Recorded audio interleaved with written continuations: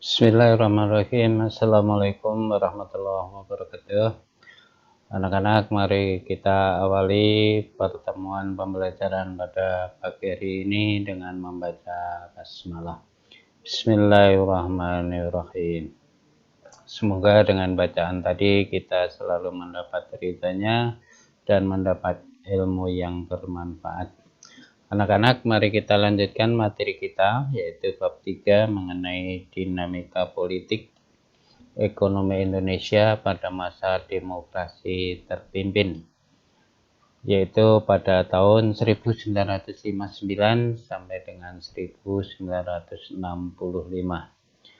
Dinamika politik dan dinamika ekonomi kita membahas mengenai yang pertama adalah adanya dekret presiden, kemudian ada peta kekuatan politik nasional, peran Presiden Soekarno, kemudian pembebasan Irian Barat, dan politik luar negeri Indonesia. Berkaitan dengan dinamika ekonomi, yang akan kita bahas adalah sistem ekonomi terpimpin, kemudian kebijakan untuk mengatasi masalah ekonomi.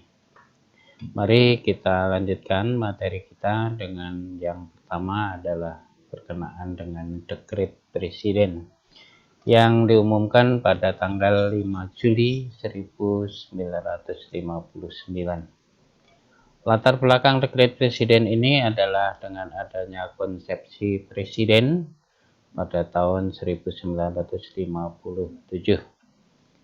Kemudian yang berikutnya adalah kegagalan Dewan Konstituante dalam menjalankan tugasnya untuk menyusun Undang-Undang Dasar baru pengganti UUD 1950. Isi dari dekret presiden ada 3. Yang pertama adalah pembubaran Badan Konstituante. Yang kita tahu Badan Konstituante adalah hasil pemilu 1955. Yang kedua, tidak berlakunya UUDS 1950 dan berlakunya kembali Undang-Undang Dasar 1945. Dan yang ketiga adalah pembentukan Majelis Permusyawaratan Rakyat Sementara dan Dewan Pertimbangan Agung Sementara. Dilihat dari segi politik, setelah adanya dekret presiden 1959 tanggal 5 Juli, di mana Kabinet Juanda digantikan Kabinet Kerja yang dilaksanakan pada 10 Juli 1959. Kemudian Presiden Soekarno juga menetapkan pidatonya yang berjudul Penemuan Kembali Revolusi Kita menjadi manifesto politik.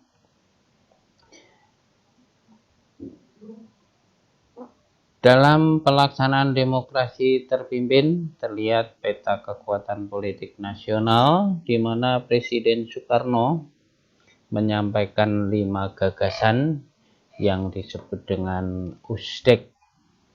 Gagasan tersebut kemudian dikenal dengan Manipul USDEK. Dalam perkembangannya, Manipul USDEK ditetapkan sebagai ideologi resmi dan haluan negara, di mana USDEK kita tahu adalah yang pertama Undang-Undang Dasar 1945, Sosialisme Indonesia, Demokrasi Terpimpin, Ekonomi Terpimpin, dan Kepribadian Bangsa.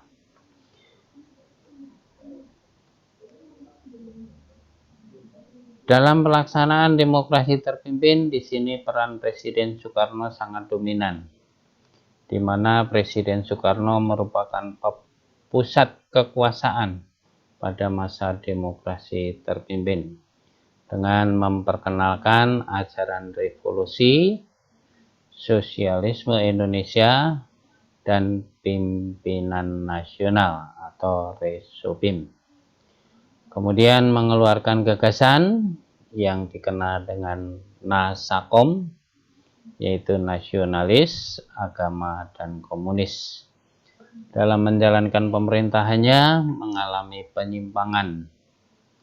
Penyimpangan yang pertama dilakukan dengan adanya pembentukan MPRS, di mana anggota-anggotanya ditunjuk langsung oleh presiden. Begitu juga pembubaran DPR dan pembentukan DPR-GR. Yang kita tahu DPR merupakan anggota legislatif yang dibentuk berdasarkan pemilu 1955. Kemudian yang berikutnya adalah pembentukan Dewan Pertimbangan Agung Sementara yang merupakan amanat dari Dekret Presiden 1959 tanggal 5 Juli. Dalam pelaksanaan demokrasi terpimpin, kita tahu ada perjuangan berat yang dilakukan oleh bangsa Indonesia, yaitu mengenai perjuangan pembebasan Irian Barat. Dalam perjuangan ini yang menjadi latar belakang adalah Belanda tidak mau menepati hasil konferensi meja bundar. Belanda terus menunda penyelesaian masalah tersebut hingga bertahun-tahun.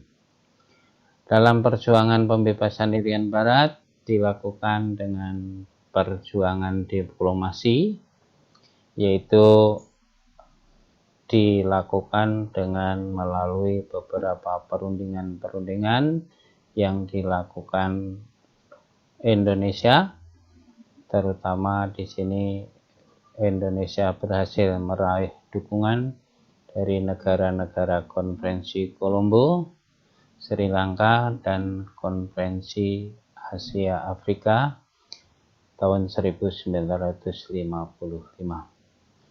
Kemudian perjuangan diplomasi yang kedua dilakukan Indonesia mengangkat masalah Irian Barat dalam sidang umum PBB hingga tahun 1960.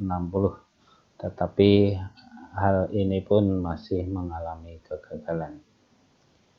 Dan yang berikutnya dilakukan adalah dengan konfrontasi politik, di mana dilakukan bangsa Indonesia pada tahun 1956. Indonesia membatalkan hasil konferensi meja bundar. Kemudian pada tahun 1960 pemerintah Indonesia memutuskan hubungan diplomatik dengan Belanda.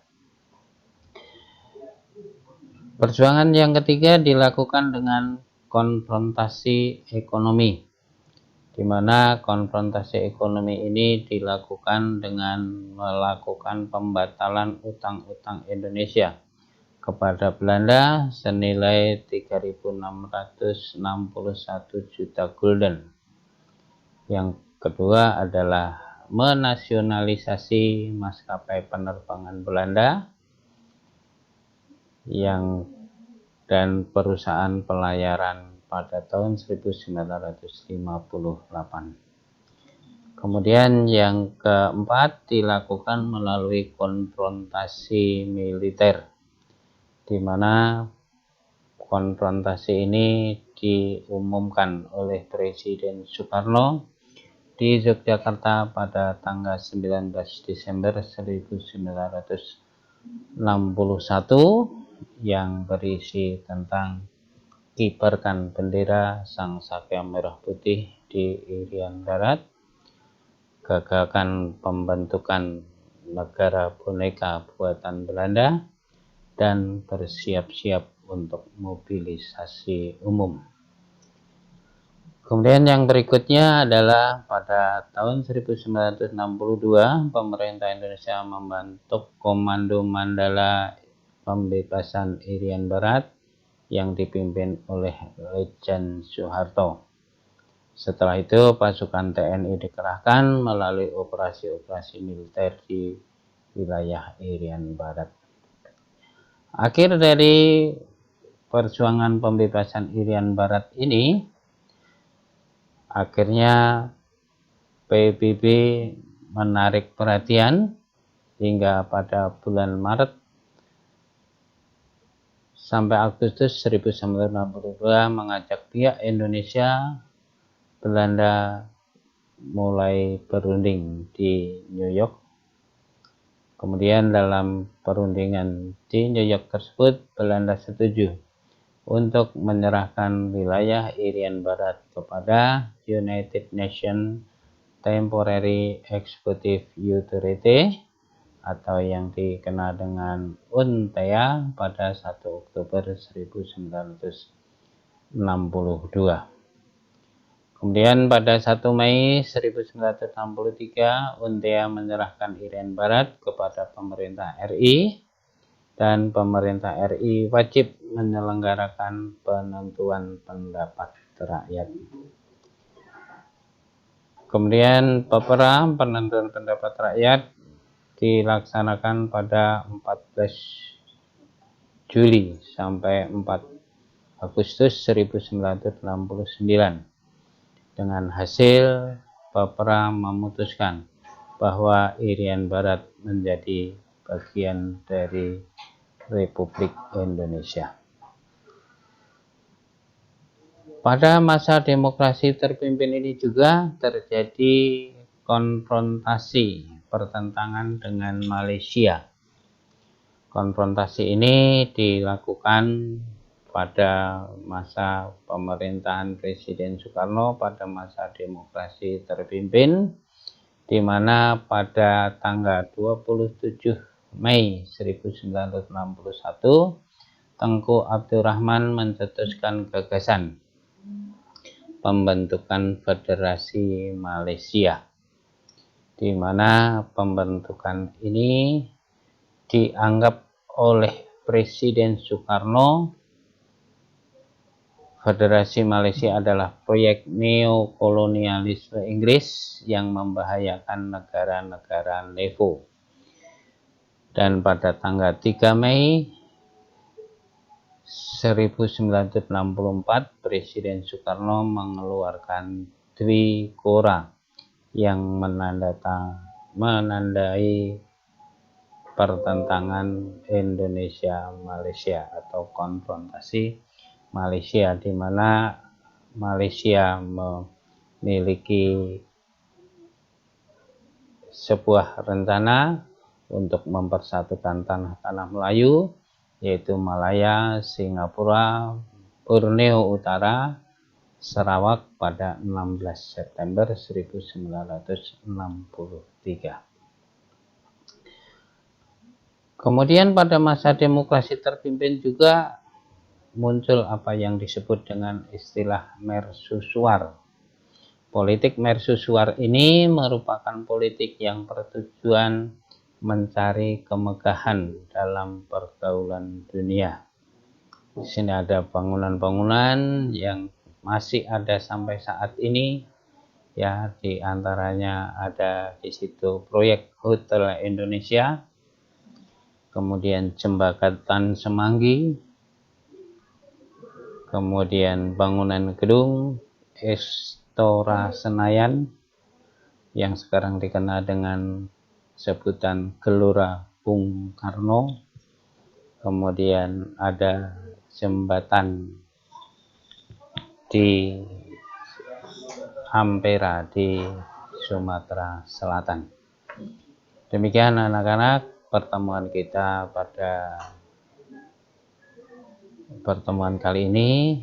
Nanti kita lanjutkan dengan adanya peristiwa yang terjadi pada tanggal 7 Januari 1965, Indonesia menyatakan keluar dari PBB karena dengan latar belakang PBB menerima Malaysia sebagai anggota tidak tetap Dewan Keamanan PBB, kemudian sikap PBB yang tidak merombak struktur organisasi PBB, inilah alasannya. Sehingga di sini kita perlu tahu bahwasanya kita harus bisa memahami apakah dampak yang terjadi setelah Indonesia keluar dari PBB, kemudian Indonesia kehilangan